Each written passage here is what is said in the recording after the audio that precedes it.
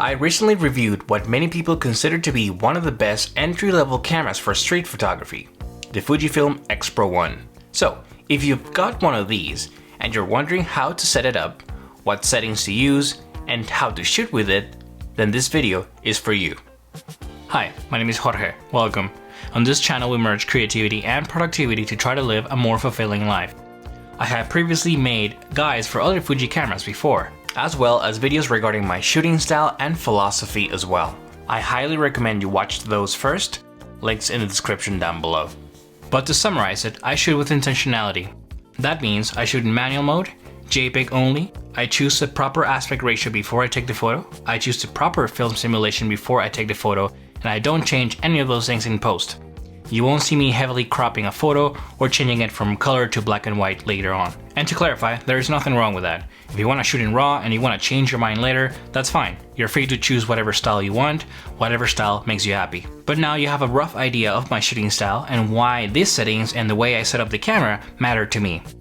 Let's get started.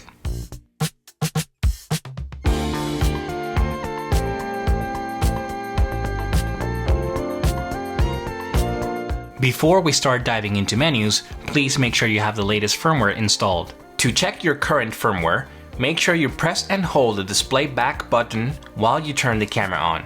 You should be able to see this menu telling you what your current firmware number is. If you don't have the latest version, then you can follow these steps right here.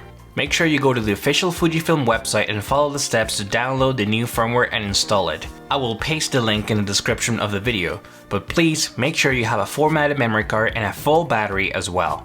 I've mentioned this in a previous video, but I almost bricked my X100 camera.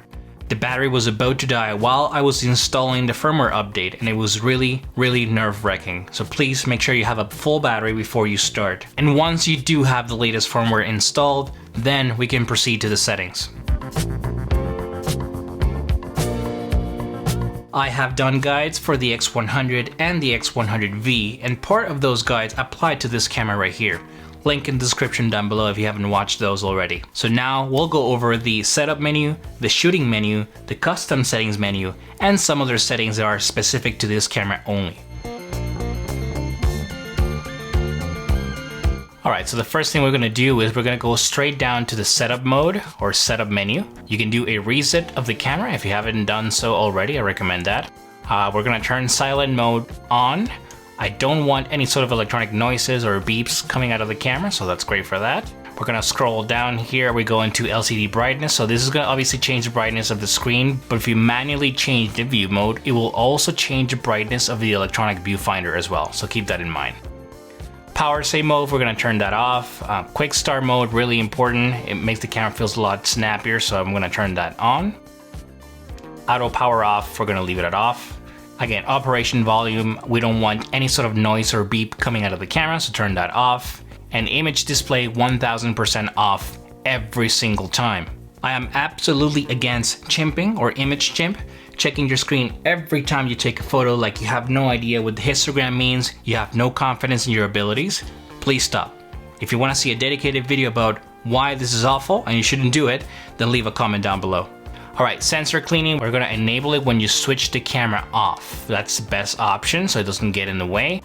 And ideally, every time you turn the camera off, it will do a sensor clean, and that's it. Color space, we're going to leave it at sRGB. Guidance display on. My focus scale unit is going to be meters because that's how my brain works. Meters, kilometers, kilograms.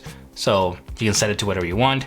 Background color changes sort of the theme of the camera. You're going to leave it as silver, which is really just black and white, what you're seeing right now. Preview exposure in manual mode on, and then just format the memory card if you haven't done so already. Just make sure you back up all your files. Alright, so now we're going to switch to the shooting menu, and this is really important. This is where all your JPEG settings live, so keep that in mind. You can change the ISO here, but we can also customize the function button. I'll show you that in a second. Image size, large, but the important thing is the aspect ratio, 3:2 and 16:9, and I always switch between these in camera. I don't do it in post. Image quality, I go with fine. That means JPEG only. Fine plus RAW means JPEG and RAW. You can choose whatever you want. I just go with JPEGs only. With the dynamic range, I set mine between 100 or 200 because I like to expose for the highlights, so that's important to know. In here you can change your film simulation and you have a couple options, and instead of doing that, we go through the custom menu and we set them there, which is a lot more useful, a lot quicker as well. I'll show you that in the custom settings menu. I don't have a timer for my photos, and white balance I do auto. Now, these settings right here, they only affect your JPEG file. So if you're shooting RAW, you don't have to worry about the color and the sharpness and all that. But if you're only doing JPEG, then you do have to customize them. Also, if you are doing JPEG, keep in mind that noise reduction should always be at -2, and sharpness, I recommend it to be at least -1 as well. Long exposure noise reduction, we're gonna turn that off. I don't do long exposures, I don't do astrophotography. Here we have the selection of the custom settings, and here we have the modifying of the custom settings. We'll talk about those in the custom menus section. The corrected AF frame is if you're using the optical viewfinder, so it helps correct the alignment, so that's kind of cool. If you're adapting lenses, or if you're using manual lenses, or if you're just using the optical viewfinder, this is a good setting to change here. Shoot without lens, that's what I'm doing right now, just to be able to set the camera down on the table, but that's just up to you. The function button setting, so this is important. First is going to be the function button, which is located at the very top right here. This button is going to be set by default to the ISO, but as you can see, you can select many different options and change that as well. And if you go back, the down D-pad or the selector, that can change your focus area, or you can just, again, set it to anything you want and change the default as well. Now for me, this next setting is very important, display custom settings. As I mentioned before, I only shoot with a rangefinder camera, so these are important settings to set for me. You have the optical viewfinder and the electronic viewfinder / LCD. So with the electronic viewfinder, I always make sure I have the histogram, I have all my stuff like photometry, exposure compensation, white balance, things like that. You can customize whatever you want. But with the optical viewfinder, I try to remove as much as possible and only leave the things that matter. So histogram for sure, and then you can change and leave some of these ones as well. No flash, no dynamic range. And this is just an example. You can play with the frames you want, but the important thing is that I would like to customize the viewfinder because that's where I live most of the time when I'm taking photos. So it's important for you to know that.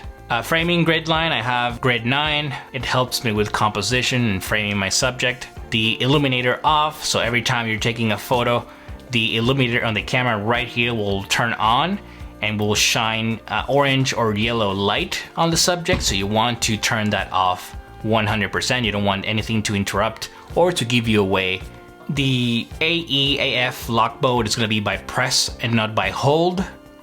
So enable it when pressing and not as an on and off switch. That means you press it one and it stays on. I don't like that. I like to have control, so only when pressing. And the lock button is going to be set to autofocus only. And that is very important. By pressing this button here, the AFL button, I use it as a back button focus. I've talked about this thing before in previous reviews, in previous camera guides. The AFL button or back button focus is the most important focusing system for street photography. First, you have to put your camera on manual mode. Then you have to set up the AFL button as your back button focus. And if you hold it, it will stay there and just wait for anybody to walk in frame or pass the frame and take a shot. I do have the camera to auto rotate in case I'm doing portraits, but I rarely do that, but it's just easier to do it just in case you're interested. I don't have any sort of flash or any sort of settings enabled. I don't do flash ever. And in manual focus assist, I do have it as standard. It does help me with manual lenses, so that's helpful. And the combination of AF and MF, I have it on as well. Okay, so now we're ready to talk about custom settings and how to modify it and edit your custom settings, which makes your life so much easier when you're out and about taking photos. And we're gonna go to the shooting menu number 3 or page number 3, and in there we have select custom settings and edit and save custom settings. We're gonna edit some of these. And basically you have 7 options, 7 slots for presets, and you can modify all of these, save them, and have them ready at your disposal. Once you open that, you can see you have a couple settings you can modify. You can change your ISO, your dynamic range, your film simulation. In this case, I want it, let's say Astia. White balance, your color, I want to set this to -1. My sharpness to -1 as well. The highlight tone, I want to set it to +1.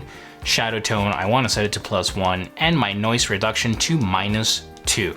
So now that we finalized changing our custom profile, all you have to do is hit the back button and it will ask you if you want to save this. You hit OK, and that is literally all you have to do. When you're shooting, all you have to do is press your Q menu or your Q button right here, and you switch between your custom profiles from 1 all the way to 7.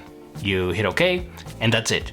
You are ready to shoot. You're not wasting time going into the actual menu and then changing small things like your ISO or your image quality or your sharpness or your color.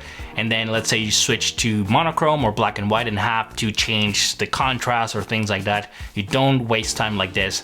Time is very important, especially when you're out and about taking photos in street photography. You want to be fast, you want to be able to capture the moment. That is the most important thing. So remember, as you can see, the custom settings or profiles on this camera are extremely important, especially when you're out and about taking photos. All you have to do is press the Q button, switch between profiles, and you can capture the moment on the spot without wasting it, without losing your opportunity, without losing focus as well. So that is how I set up my X-Pro1 for street photography, my custom profiles, my focusing system, and it allows me to capture the moment without missing a beat. And as always, I am curious to know, what do you think? Do you shoot in RAW and then worry about editing the photos later? Or do you make conscious choices before you take the photographs and shoot everything in camera? What is your preferred focusing system and shooting system as well? Share your thoughts in a comment down below. But that is it for today's video. If you found this video helpful, please like and subscribe, and also follow me on Instagram right here. Thank you very much for watching, for giving me your time and your energy, and good luck with your creative process.